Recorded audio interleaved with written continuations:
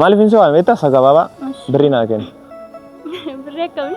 Gaamere birrii naa kenni. Kaatu birrii dhabee seenaa gaafata. Dhugaa hin qabu seenaa waan hin qabu asitti hin fixee bahe hospitaalichatti. Hospitaalichatti hin fixee bahe wala birriin tokko keessa koo keessa. Namni akkas hin dhageenye yoom kaameraa daqqantee waa'ee birrii dhabuu naa se'in. Abbaan nagee yaada qabu kaanii. Gaamerri waan ani ilkaan itti yaalchisu birrii hin qabu biricha naa kenni. Antaas dheengadda kuma dhibba lamaan si kennaraan jechaan ollee birreessa. Bara fayyaa qabnu kaanii. Innaa isa seenee birriiti qabdu.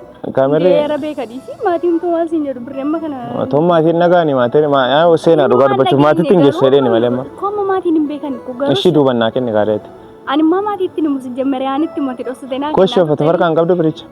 Nan qaba garuu ani naqee irkaan ishee ilaaluun qaba dirqama birrii sana sii kennuuf iyyuu hundee. Kola na gubaaraam akkasuma na gubaaraam. Kanaaf itti maa faartare hundeen koo waan meeqa Bolla meeqan seena naa sana dhugaa dubbachuuf jechuun amma koo na beekan naa sana achitti yaalchisi ilkaan ishee dha'ee doktorii gaafa natti himu gaafa gurbichaa shira natti fakkaate gaafa doktora bira seenee naan jedhu akka lafan seenuun dhabe akkamitti sababii koodhaan dhufe waan ta'eef hunda isaa fixee immoo boodaa sobna jedheen. Bakka isaatiin dhiphatanii kan birrii siin kenna garuu jechuun ati miidhama sana nagarre saaba ta'eef yaaduma immoo gaarummaama yaaduufiyyuu kenni ergi isheen faayitee baatee booda immoo haala jiru sana gaafa. Yoo yaa akkam jirtu nagaan isiniif haa baay'atu nagaa koo dagalata waaqayyo an jedhama an jedhu. Innaa dhiifama viidiyoon kun kwaalitii yoo hin qabaanne dhiifama na godhaa isiniin jechuun barbaada sababiin isaa maaliif halkanii taayimiin kun halkaniidha beekamaadha. Innaa waanuma rakkinuma waan na mudateef boru waan rakkinichi furamuu qabu dirqama waan ta'eef waan jiru sin beessee achumaan immoo gara viidiyootti galee isa kanaaf qulqullina viidichaatiif dhiifama isiniin jechuun barbaada nu falchachuun barbaada.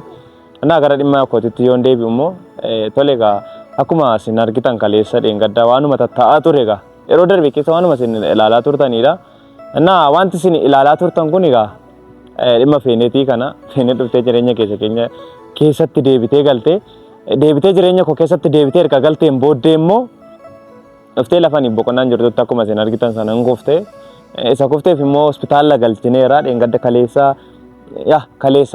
isin dhaqee hospitaalatti gaafadheen ture. Gaafan hospitaalatti gaafadhu kun obboleessi ishii akkuma isin laalaa turtan waa baay'ee haasoftan isin hin laaltan otoo hin taane haasoftan nu faana qixuma koo dhuftanii na gorsita warri kaan immoo waan ta'e naan jettanii haa ta'u inni yaada gaariidha garuu immoo na qabate egaa ani hospitaalatti ishii gaafachuun dhaqee kan fuudhee dhaqee lafa sana aanaadha kan fuudhee akka ishii yaalamtuuf godhee achi geessee ergan achi geessee booddee obboleessa ishiidhaa waamee lafas yeroo sanatti ishiin of hin beekne ture obboleessa ishiidhaaf waamanii sana booddee an deemee ture gaafa ishiin of barte jedhamee natti himamu seenan natti hime bilbilee akka ishiin of barte seenan itti erga sanaan booddee seenan natti himnaanan deebi'ee dhaqee gaafa nan dhaquma akkamitti dhuftaa jeeftee naan jedhe waan nan godhe hin qabu garuu an akka kootti waan nan godhe jedhee lakkaadhu kana balleesseera jedhee waan hin lakkaadhu hin qabu garuu immoo obboleettii koo ajjeeftee as dhuftaa naan jedhee natti akkasumatti natti harka sassaabbatee na hudhee maal godhee argitaniittu waan achitti uumame hundasaa waanuma isin argitanidha. Isa kanatu ture egaa achitti haa ta'u gaanni ta'e maaliif inni akkasii ta'anii hin danda'amu waan ta'eef fudhadheera waan isaatti haa ta'uuti. Garuu immoo wanta amma ta'ee wanti immoo amma halkan kanaan viidiyoonni si waraabsisu maaliidha onaan jettanii. Feenetiin mana yaalatii har'a baate turte nan naqee feenetiin mana yaalatii haa baatu jedheeni. Innaa akka ishiin mana yaalatii baatu dhaqeen ture har'as gaa dhiibama maalidha maqaan isaa rakkoo gara biraa akka ishiin qabnetti natti himamaa ture. Garuu immoo ilkaan ishee akka miidhame natti himanii. Namni duddaan kufee ilkaan fuulduratti akka miidhamu ani hin beekun ture. Yeroo jalqabaatiif anaaf haaraa ta'ee nan arge. Wantichi gaa obboleessis natti himee ture. Ergasii kaleessa akkuma isin argitanii rabboon hin haasofsiisa jedhee fuudhee gadi baasee bakkeetti haasofsiifnee ture. Karaa hundumaanuu wanta yaalamuu qabdu yaalamtuuti anu waan hunda nan danda'a jedhee waan hunda itti hubachiisan ture tole naan jedhamee isa sanaaf egaa har'a doktora gaafanne haa baatu fayyummaa qabdi isa sanaa jedhanii manatti haa galtu jennee gaafa yoo taanu rakkoo biraa ta'ee jechuudha. Maali nuun jedhanii ishiinis ilkaan kootu na dhukkubanna dhaataa maalidha maal nuun jettee nutti himte doktoras gaafannaan immoo anumaaf obboleessa ishiitu dhaqee gaafate wantichi na amansiisuu dinnaanan isuma fudhadhee obboleessa ishii fudhadhee doktora bira seenee achitti viidiyoo isin waraabne garuu dhiifama ilkaan ishee akka miidhame natti himan achittis ilkaan ishiinatti miidhame ilkaan ishiitu miidhame jedhanii anaaf ammayyuu gaafiidha. Irra deddeebi'een isaan ofii koodhaan naa sana ishiin fuulduratti taate dhiisanii viidiyoo ilaalutti ka'e viidiyoon ofii koodhaa waan ta'e hojjedheen irra deebi'ee ilaalutti ka'e akkamitti kuftee ilkaan ishii miidhame isa jedhamu. Mu'anaan maal gochuudhaaf akka isaan natti galuu dide wanticha isaatu. Haa ta'u gaa tole ilkaan ishee miidhamu dhugumaan immoo waan kana jala nan darba jedhee jechuun rakkina kana nan darba jedhee waan ofii kottamanuuf naa bakka nan yaalchisa jedhee waadaa galeef hin fuudhee baay'ichi keessaa gadi. Ishiin fuudhee amma ishii manatti galcheeni dhufee naa borii yaalchisa jedheeni isa sanaafin immoo birriitu na hir'ate dhugaa dubbachuu fi waan an qabu dhabe naa seenan bakkee kana keessa barbaadadhee birrii naa laadhu jedheeni gaafadha jedheen seenan mana hin jirtu kanatti bakkeetti bahee viidiyoo isin hojjedhe achumaan immoo seenaa argachuudha yoo ta'e naa dhufaan jira naan jette ookii deemaa jiru fakkaata. Ookii maalii deemte rakkina isaanii keessa deemu isaanis rakkinatu jira achis waan ta'eef hin beektu achis rakkinicha hin beektu yoo namoo firoo barbaaduu dhaqan isaanii achi deebi'u natti fakkaate naa dhufaan jira naan jette mul'ataa jirti kunnoo dhufteetti toonii waan tokko hin godhin ishee faana naasaa haasan harkaa bade. Jirtaa naan jetta kotto darmee gabaabduudhaatti asiin darbiitii dheeradha. Dheeradhu? Silaamu amaanni. Na ta'u gaa. Mamma koon geessuudha. Lakki amma koon geessoo ta'uu taane buleetti godha waan ta'eef na caaltaa dhiisme. Sin caala sirriitti na kamire. Nan jiraayi hin jiru. Hin jirtu abshir. Ala akka maalli kee maalirra jirtu? Waanan sitti hima waananii achi dhaga'ee dhufe toon sitti hime. Maal ta'a jedhani. Koo gaafatti sin barbaada naan jettu ani immoo guutuun dubbisuu deemee ture. Guutuu bira dhattee maal keessa jira? Waluma jeequu taa'ameen keetu natti hin teenatti ture agarsi booda immoo bilisummaa bira deemee sin ture. Dhufee jechuudha si bira. Bilisummaa biras deddeemte? Tole gaariidha sammoonii. Hannaa seenaa maal naan jedhan beektaa mana yaalati. Seeneeti ilkaan ishiitu miidhame. Yaalchisi. Akkam ilkaan ishee isa kam fiillafiitii moo isa dhuma? Awoodha kuni kun. Isaanii ana kan. Kamtu miidhame? Seenaa.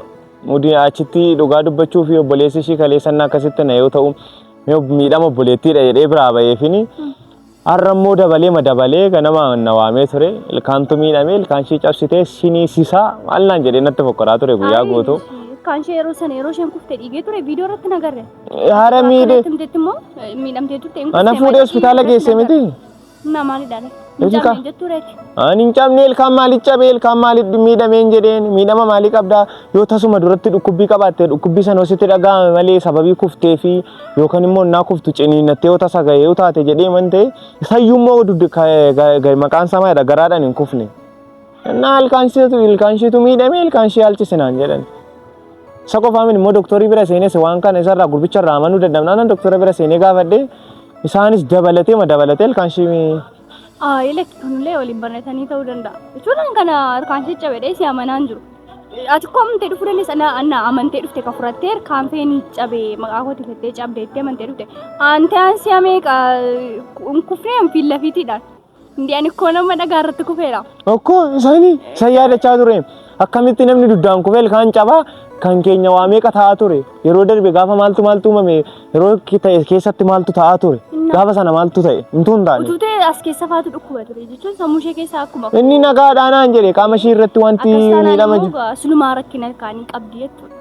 Ani san beeku kun olaa rakkina. Namni akka kanatti xiqqooma gufatee yoo kufee ilkaan caccabe jechuun ilkaan meeqatti hammate. Haramma isaanatti nimni ilkaantu miidhamee yaalchisinaan jedhan waan an godhu dhabnaan achi keessatti tole na yaalchisedhee waadaa galeefi bahe.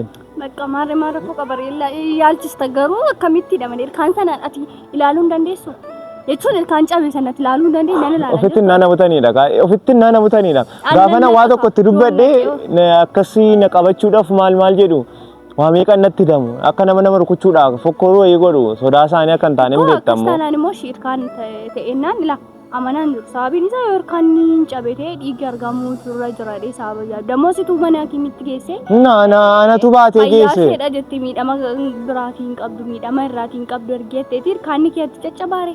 jechuun iddoo biraan jiraata. Wayne seenaan hin beeku amma maaliif hin seewame beektaa sagabaabaa birrii naa kenna. Birrii akkamii? Gaamaree birrii naa kenna. Beekaatu birrii dhabee seenaa gaafata. Dhugaa hin qabu seenaa waan hin qabu asitti hin fixee bahe hospitaalichatti. Hospitaalichatti hin fixee bahe wala birriin tokko keessa koo keessa. Namni akkas hin dhageenye yoom kaameraa dhaqqantee waa'ee birrii dhabuu naasayin. Gaamaree koo abbaan nagee yaada qabu kaanii. Gaamaree waan inni ilkaan itti yaalchisu birrii hin qabu biricha naa kenna. Antaas dheengadda kuma dhibba lamaan si kennaraan jechaan ollee birreessa. Bara fayyaa qabnu kaanii. Innaa isa seenee birriiti qabdu. Gaamaree. Yeera beekadhiisi maatiin tumaa siin jedhu birree amma kana. Tumaa maatiin nagaani maatiin seenaa dhugaa dubbachuuf maatiitti hin geessu jedhee malee amma. Kooma maatiin hin beekan garuu. Ishii duuban naa kenni gaareeti. Ani immoo maatiitti ni musi jemmeree anitti mootii dhoksite naa. Koshee uffata farqaan qabdu biricha. Nan qaba garuu ani naqee harkaan ishee ilaaluun qaba dirqama birrii sana sii kennuuf iyyuu hundee. Ishi seenaati yoo ishiin si sarmite laali yoo ta'uu baate immoo hospitaala wajjin hin geessine. Si jinnan geessa koonni rakkoon qabu. Ani maali gochuun barbaade seenaa beektaa ilkaanichi isaa miidhamuu haa baatus daba biraatiin aanaa jedhan dhugaa dubbachuuf bori ganama gaafa bari'ee fuudhin hospitaalicha mana ilkaanii geessa haa yaalamtu ilkaan ishee dhugumaan. So kanaan booda erga yaalamtee xumurtee booda immoo waan haasofnu hin jiraata. Ilkaan ishee isa durii nan beeka footoo isaas nan qaba. Ilkaan ishee kan durii. Seenaa natti hin goosini. Sirees waaqi. Aboo natti hin goosin. Awoo beeka qoosa miti la.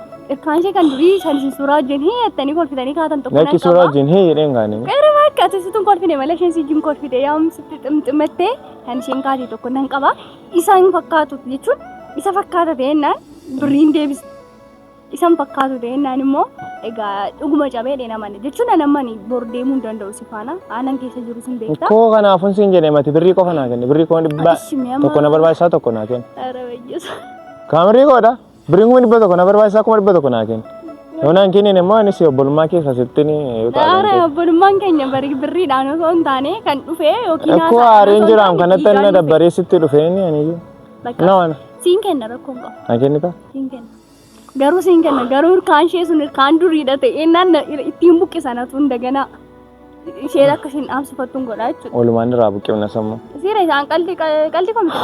Maali garaachi koo ilaala gubaa jiraam akkasuma gubaa jiraam. Kanaaf itti maa faartaree hundeen koo waan meeqa boolla meeqan seena naa sana dhugaa dubbachuuf jechuun amma koo na beekaa naa sana achitti yaalchisi ilkaan ishee dha'ee doktorii gaafa natti himu gaafa gurbichaa shira natti fakkaate gaafa doktora bira seenee naan jedhu akka lafan seenuun dhabe akkamitti.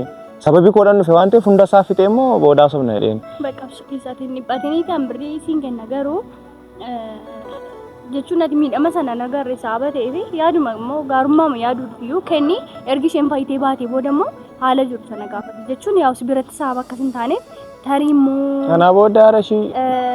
Naasa'u duruman dhaqeechitti waan hunda isaa yoo ta'a garuu ilkaanichi miidhamne taanan anaa fi obboleessa ishii jidduutti waraana ka'u anatu beeka. Wanti beekamaan jiru hundaafuu nagaadhaan furuu yaali wanta jiru walumaatiin ilaalla. Waan kamiin waluma bira jira kottu kamiin gallaamu ani ganamaa kaasee. Halkan sa'aatii meeqa ta'e halkanii mamman gallaa maali? Kan hin gallaare.